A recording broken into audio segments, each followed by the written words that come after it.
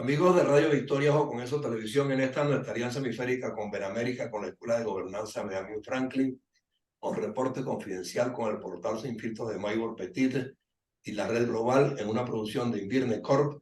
Vamos a nuestro programa Inteligencia Económica con el profesor José Manuel Serna y su invitado Humberto García Larralde. Profesor Serna, adelante. No, pero tú me pones así, brownie con helado, para mí es Buenas perfecto, tardes, para amigos. cumple. En el medio de una especie de nudo político, cuando acabamos de presenciar el triunfo irrefutable, el triunfo irrebatible de la próxima candidata presidencial de la oposición y la reacción intemperante y absolutamente inconveniente del gobierno, Venezuela está en una situación de profunda crisis económica. La economía está, como dice nuestro buen amigo Humberto García Larralde, entrampada, más entrampada que nunca. Eso implica muchas cosas. Nosotros insistimos que inteligencia económica no es exactamente una clase de lógica matemática, sino más bien un ejercicio permanente de análisis estratégico en el cual nosotros tratamos, en la medida de lo posible, de aplicar todo lo que sabemos de economía y todo lo que hemos vivido desde la economía en términos estrictamente de descifrar cuáles son las mejores opciones. Eso hace semanalmente Humberto en su columna de Nacional. Humberto es un gran observador del proceso económico venezolano y no se queda en la lógica macroeconómica, sino que aborda siempre el aspecto contextual, el aspecto holístico de la problemática económica. Y por esa razón hoy lo hemos convocado para que nos explique cómo él ve la situación en este momento y cómo es tan importante que, independientemente de lo que pase con la política, la economía fluya de alguna manera.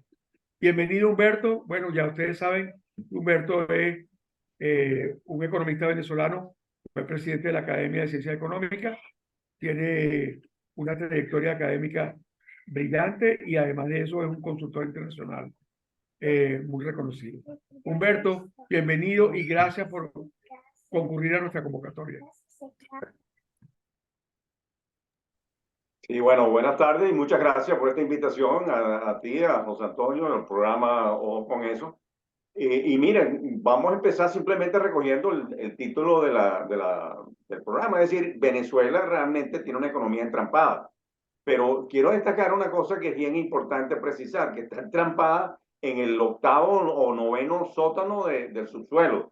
Es decir, estamos entrampados en un abismo, producto desde luego de años de mala conducción, de desmantelamiento de las instituciones, de eliminación de las garantías, de los derechos, de el acorralamiento del sector privado, la eliminación de las fuerzas de mercado, su sustitución por amiguismos y por una conducción económica que más bien se prestó a todo tipo de irregularidades. Bueno, eso como sabemos acabó con la economía y para el año 2021 sabemos por las cifras, básicamente el Fondo Monetario Internacional, porque el Banco Central dejó de publicar en el año 2019 las cifras de la economía, pero ya para el año 2021 la actividad económica era apenas la cuarta parte de lo que era al comienzo del mandato de Maduro. Entonces estamos entrampados, pero no estamos entrampados porque está estancado la economía en un país normal, no, estamos entrampados en un abismo terrible que se ha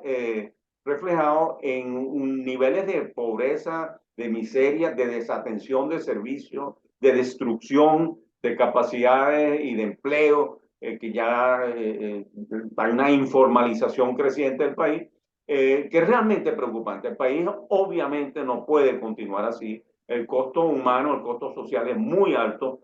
Y entonces, lamentablemente, el gobierno no ha acertado en las medidas que permitirían salir de esa trampa, sino más bien las perpetúa.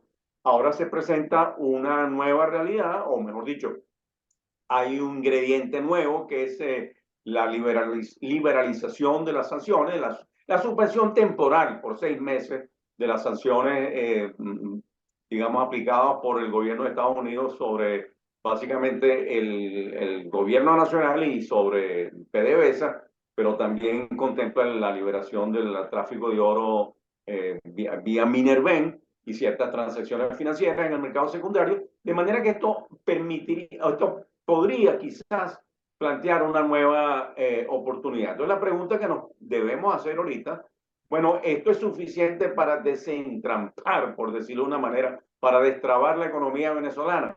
Y ahí donde yo quisiera entonces dar algunas ideas. No sé qué. No, adelante, yo creo que sí, José Manuel. Perdón, Humberto, muy bien. Excelente apertura. Sí. Has descrito muy bien el marco, es decir, el contexto y el marco del entrampamiento. Pareciera que a pesar de eso, y esto es una percepción que he tenido no solo por lecturas o por informaciones, sino por conversaciones con mucha gente, parecía que a pesar de esto hay como fuerzas en Venezuela, sobre todo en el área privada, en el área gremial, en la propia sociedad, en el propio pueblo emprendedor, pareciera que hay posibilidades de un mínimo de respiro que podría, digamos, permitir que en el lapso que falta para que se resuelva la crisis política surjan algunas, digamos, iniciativas, algunos proyectos, algunas aperturas, aparte de la que está dando el Acuerdo de Barbados, para que Venezuela apacigüe un poco, amilane un poco, disminuye un poco las tensiones de esta crisis. Sí, bueno, sí. No, yo estoy de acuerdo contigo. Digamos, el sector privado, lo que queda es, lamentablemente, ha mostrado una enorme resiliencia y una gran capacidad de improvisar en el buen sentido de la palabra, porque están sujetos a un contexto institucional destruido y con poca certidumbre, con poca seguridad, con poca garantía. Entonces, ese es un sector privado que ha resistido, que se ha mantenido, algunos sectores incluso han crecido un poquito en la medida que se le han presentado oportunidades, de manera que eso, digamos, es promisorio hacia el futuro, viendo que tenemos una base inicial y una experiencia y unos aprendizajes que nos permiten pensar que, bueno, que efectivamente de mejorar las condiciones hay como hay un piso pues para seguir avanzando. Y lo que tú dices, los emprendedores, las iniciativas es muy importante también, porque frente a este desbarajuste, el venezolano en buena medida ha tenido que aprender a resolvérsela por sí sola. Esto da pie a pensar, bueno, pero eso no tiene importancia, podrían haber entonces gente que si haciendo trampas aquí y allá. No, hay también, hay eso desde luego, pero también hay mucho de, ¿cómo se llama?, de creatividad, de innovación sin los recursos, sin el apoyo, sin un marco contextual de instituciones que le den garantías, le den seguridad, porque no nos olvidemos que en la innovación y en la creatividad y en el emprendimiento, el riesgo es obviamente grande. Entonces, si tú tienes además un marco incierto, un marco donde las normas no se respetan, no hay claro respeto a la propiedad, a las transacciones, a los mecanismos procedimentales para aclarar posibles conflictos e intereses contrapuestos. Si eso no existe, entonces el riesgo es todavía mayor. Tenemos entonces ese enorme esfuerzo, no, un importante representación o expresión de estos emprendimientos, pero ocurre en buena medida también en el sector informal. Y esto tiene, no quiero entrar en eso, pero consecuencias incluso fiscales, porque eso significa que en la medida en que se reactive la economía con base en esos esfuerzos, no van a pagar impuestos, porque es el sector informal. Pero yo quería referirme también a impacto que ha podido o no tener las sanciones propiamente dichas. José Antonio quería decir algo, creo. No, lo que quería era que me pudieras aclarar lo siguiente. Se produce la reunión de Barbados, un acuerdo que supuestamente propendía a que las cosas se empezaran a normalizar y se planteaba ya inclusive la posibilidad de empezar a plantear una recuperación económica. En primer grado, porque se le dan 6 meses en estos consentimientos que hizo Estados Unidos con respecto al petróleo y al gas, para que de alguna manera activaran algunos procesos de entendimiento general, ¿no? Pero resulta que los interlocutores, o mejor dicho, uno de los interlocutores de Barbados, que es el gobierno, llega a Venezuela a una pelea de cuchillos con la oposición. Eso de alguna manera no facilita que esos pasos que Estados Unidos abrió se puedan dar de manera concreta, porque tiene que haber la participación de todos los sectores. Entonces, frente a ese panorama, ¿cómo podemos esperar que el plazo que Estados Unidos dio de 6 meses sean suficientes para una crisis de tal magnitud? Para nivelarla o empezar a nivelarla. Sí, bueno, yo creo que el gobierno en este sentido está como probando hasta dónde puede llegar. No nos olvidemos que es un gobierno autócrata con una manera de entender la política como una guerra contra la oposición. No tiene razón de ser, en su opinión. Ellos son los dueños del país, ellos no aceptan que haya posiciones distintas, son soberbios, son totalmente impositivos y lo han demostrado a través del tiempo. Entonces, frente al triunfo electoral de María Corina Machado el domingo pasado, con una votación muy significativa, ellos no esperaban esto, ellos estaban, porque eso no entra dentro de la burbuja ideológica que ellos se han construido. Ellos se han refugiado en una burbuja ideológica, en una serie de clichés, de verdades reveladas para ellos, que no corresponden a la realidad, pero que se sienten cómodos ahí.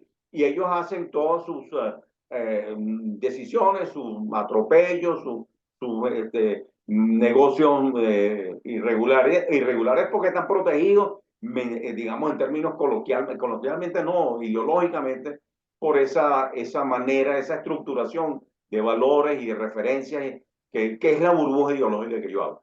Entonces, claro, frente al triunfo del domingo y sobre todo la manifestación clara del electorado venezolano, de una parte importante que a pesar de todas las restricciones, ahí no hubo cobertura de prensa, ahí hubo todos los esfuerzos posibles por negar las primarias, por no darle importancia, y si aún así salieron, no hubo el apoyo oficial, por supuesto, sin embargo, y demos gracias, la Comisión Nacional de Primaria muy eficaz, muy eficiente y hay que darle un aplauso a la gestión. Organizaron un proceso muy bien organizado y la gente creyó en eso, salió a votar y hay una expectativa entonces de cambio porque es obvio que Maduro no tiene ningún tipo de apoyo. Las encuestas serias dan un apoyo del 9% a Maduro. Entonces, con esas condiciones no hay manera que él gane una elección libre y digamos que cumple con todas las garantías. Entonces, claro, y dos, ellos no quieren eso, ellos no quieren eso, es una situación sumamente incómoda, pero por otro lado acaban de firmar en Barbados que les permitió entonces a Blinken, bueno, al gobierno de Estados Unidos, levantar una serie de restricciones que podría aliviarles a ellos su gestión y quizás incluso, que es la expectativa que ellos tenían, darle un poco más de recursos para enfrentar una elección medianamente creíble el próximo año a través del gasto populista, le van a aumentar los CLAPS, subir los sueldos de la administración pública, dar los bonos, en fin. Era la expectativa que ellos tenían, pero frente a la avasallante presión del electorado de buscar una opción política claramente distinta, entonces más bien retroceden y dan esos pasos que hemos visto en el día de hoy, en el día de ayer, denunciando que si fraude, que si van a encauzar a la Comisión Nacional de Primaria, en fin, poniendo en peligro el acuerdo. El acuerdo no tanto, pues obviamente viola el acuerdo, pero pone en peligro las concesiones dadas por los Estados Unidos. Y la gran pregunta a todas estas es si los Estados Unidos se van a mantener con la alerta, pues con el anuncio que hicieron de que si no hay avances, se revierten las sanciones, o si van a voltear para un lado y van a dejar que el gobierno siga atropellando. Y es donde yo digo que el gobierno está como probando hasta dónde puede llegar sin provocar la reversión, porque, repito, están en una situación sumamente incómoda. Fíjate, apenas se firmó el acuerdo de Barbados, empezaron a subir de una manera casi automática la cotización de los bonos de la deuda pública venezolana. Eso significa que Venezuela tiene, a pesar de todo, a pesar de la depauperación a que ha sido sometida por todo el mal gobierno que ha tenido, Venezuela tiene, digamos, bajo la mirada internacional, tiene condiciones que son apreciadas como atractivas para el futuro inmediato, no solo en términos de la economía norteamericana, sino en términos de la situación mundial. Apenas estábamos a punto de la primaria, estalla la crisis esta en Palestina e Israel, entre Palestina y eso lo que hace es poner a Venezuela mucho más, digamos, interesante, porque a pesar del crecimiento petrolero de Guyana, el país que tiene mayores posibilidades petroleras es Venezuela. Y todavía hay un futuro petrolero de 10 o 20 años en el cual se va a seguir necesitando una fuente tan importante como la del petróleo venezolano. Eso por una parte. Y por otra parte, también ha habido, digamos, como reacciones en cuanto al interés por Venezuela,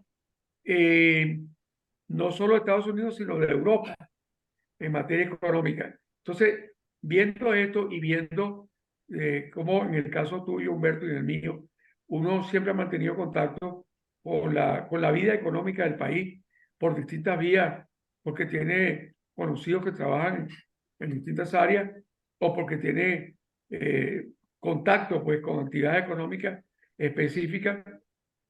Yo creo que se han recuperado de alguna manera expectativas interesantes en alguna área de la economía venezolana que hacen pensar que no va a ser, digamos, estrictamente necesario esperar el cambio político y que hay posibilidades y deben ser bien aprovechadas por todos de recuperar un poco la economía a un mínimo que permita, digamos, minimizar, atenuar la situación de pobreza y la situación de escasez que tenemos.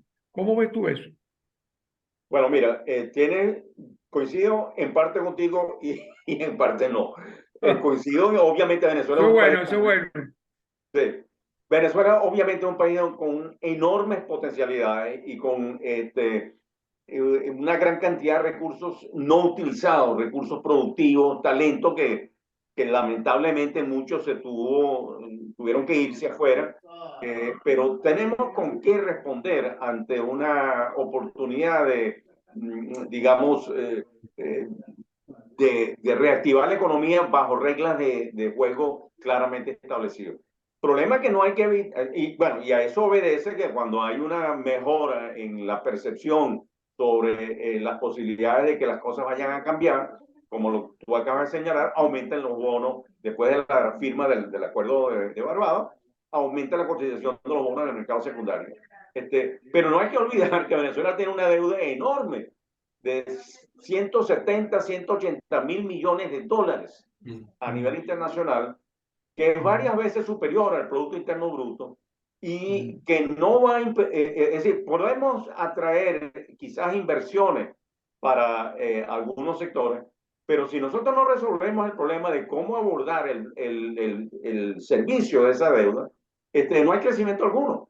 No hay forma de crecer si no se reestructura fundamentalmente esa deuda. Y la reestructuración tiene que ser, obviamente, años ¿cómo se llama? Años muertos sin pagar, reestructuración del capital, rebaja de los intereses y, por supuesto, eventualmente dinero fresco. Y ahí es donde yo también quiero entonces agarrar para señalar un poco cómo salir de la trampa.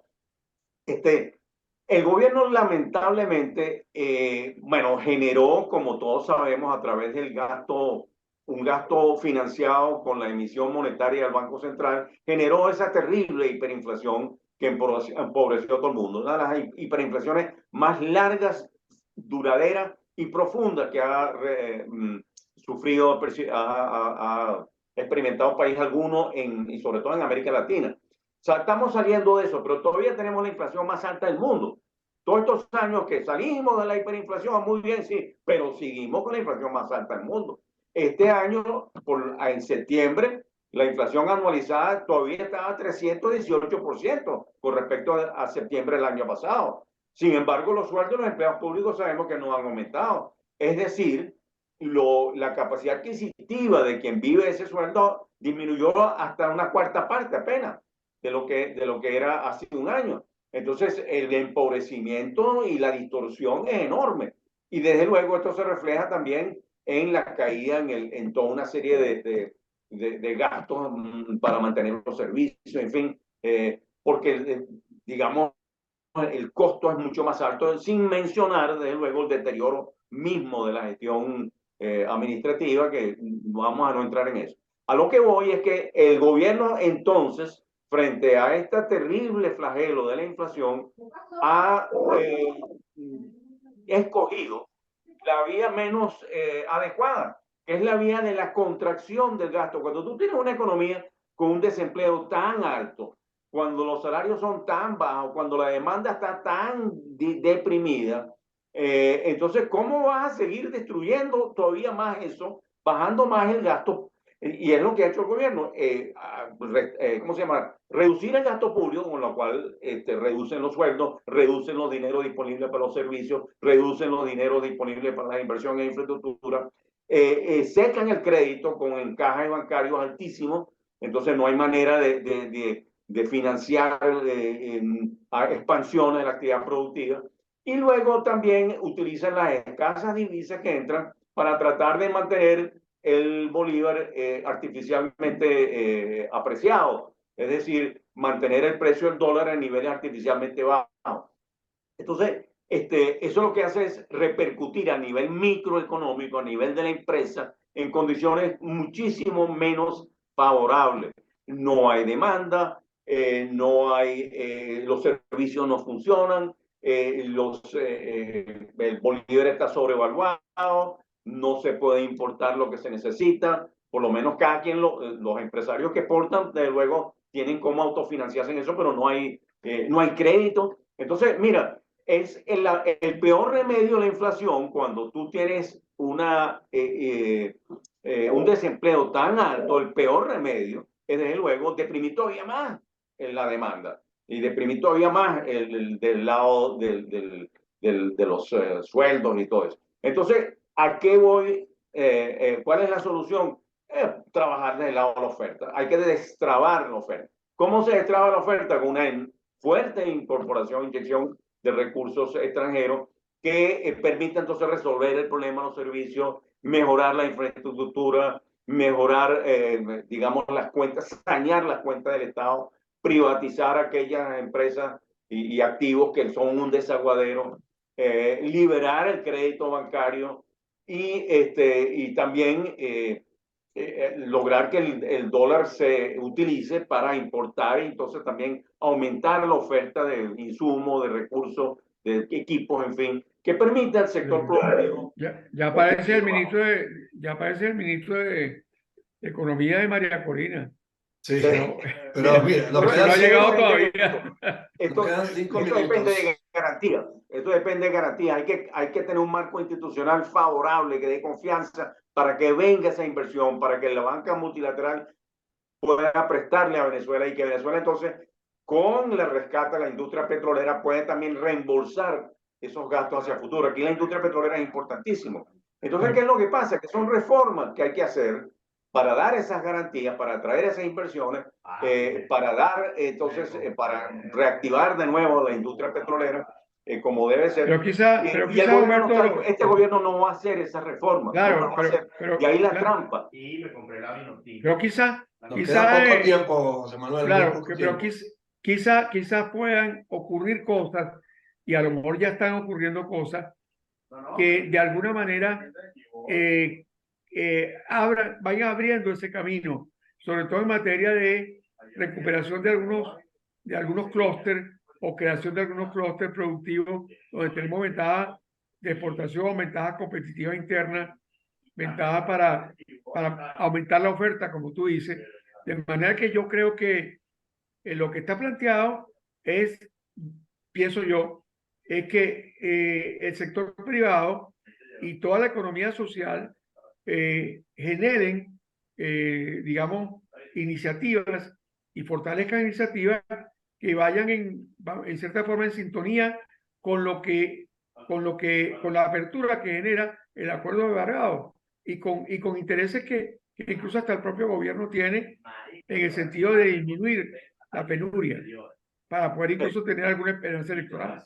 Sí, bueno, ahí coincido contigo. Para terminar, ya que tenemos poco tiempo. Mira, efectivamente, este entrampamiento y esta situación del gobierno que no tiene mayor disposición, por lo menos por su experiencia en hacer las cosas bien, hace que que el sector privado tiene que asumir mucho más un protagonismo activo en esto, de manera de constituirse en un ente, una contraparte que pueda recibir financiamiento y que vaya señalando hacia dónde dedicar esos recursos para desentrabar. Un liderazgo económico. Acabar con los cuellos de botella, para promover nuevos negocios, en fin, es la hora del sector privado. En esto coincido plenamente contigo. Frente a la situación actual, es la hora del protagonismo activo del sector privado para reactivar la economía, para prender esa chispa que permita en un futuro los efectos multiplicadores que vayan levantando la economía. Lo que pasa es que el sector privado durante los últimos tiempos ha sido demonizado de manera tan bestial que los liderazgos en ese sector no asoman por ningún lado. No tenemos hombres con el fuste suficiente como para confrontar el régimen en términos reales. Hay fuerza. Bueno, sí hay fuerza. Pero no lo estamos viendo, no lo estamos viendo. No, hay fuerza y están ocurriendo cosas. Yo creo que podríamos tener un segundo programa en unos 15 días, cuando se despeje un poco más la cosa política, y hablar un poco de cuáles son las cosas que estamos viendo y que podemos incluso ir, digamos, constatando en ciertos sectores, en ciertas actividades que están requiriendo incluso inversiones y no las consiguen por la falta de apertura que tiene la economía. Bueno, uno y tantos programas como hay muchos proyectos rentables ahorita, incluso por las necesidades de la propia economía interna. Uno como tantos programas quepan, José Manuel, porque Radio Victoria o Congreso Televisión en esta alianza con Benamérica, con la Escuela de Gobernanza Benjamin Franklin, con Reporte Confidencial y con otras redes donde aspiramos que se posicionen mensajes de optimismo, y ahora que las circunstancias se han abierto políticamente hablando, vamos a ver cómo reforzamos también y logramos que todos esos factores se aglutinen en función de la candidatura como única opción que tenemos hasta ahora para encontrar esos caminos de aproximación. Así que seguiremos haciendo programas en Radio Victoria o con esta televisión. Les damos muchas gracias. Y bueno. Gracias, Humberto. Como siempre, nos ha dado buenas luces. Gracias. Gracias a ustedes. Un abrazo. Hasta luego. Que vaya bien. Gracias a todos. Hasta luego. Hasta luego.